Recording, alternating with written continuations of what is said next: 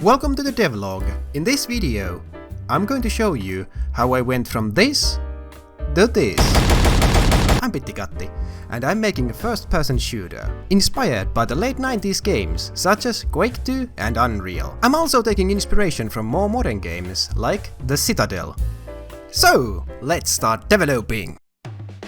For the basic movement, I decided to use the character movement fundamental pack. It has all the basic movement done, so I don't have to make them myself, which is actually a pretty good thing. And you can do stuff like this with it. Now we have a Bean that can move and jump, but we need to armor Bean. He needs guns and arms.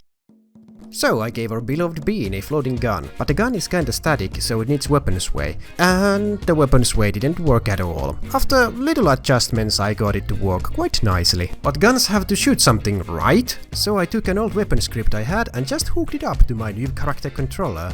And now our Bean can fire his guns. But the game feel is still a bit off, so I downloaded Easy Camera Shake and just implemented it into my game. And now it's already looking better. But now our Bean needs arming, and by arming I mean giving him arms. But how do you give arms? How does it work? The Bean has to hold the gun.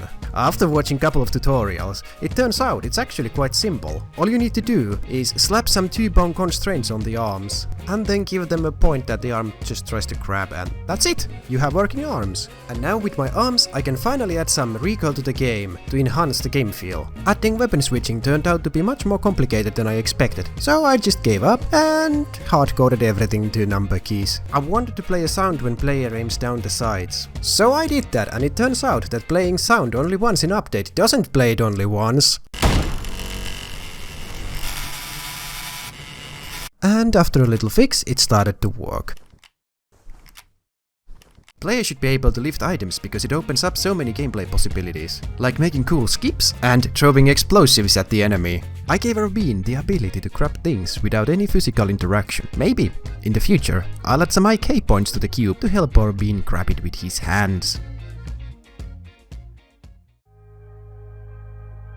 And there it is! A fully working character controller that can move, shoot and grab things, and also has some recoil and camera shake to enhance the game feel. In the next episode, I'm going to add the enemy that's on the screen right now, and there's also going to be episode 0, which goes through the project background and some game related lore.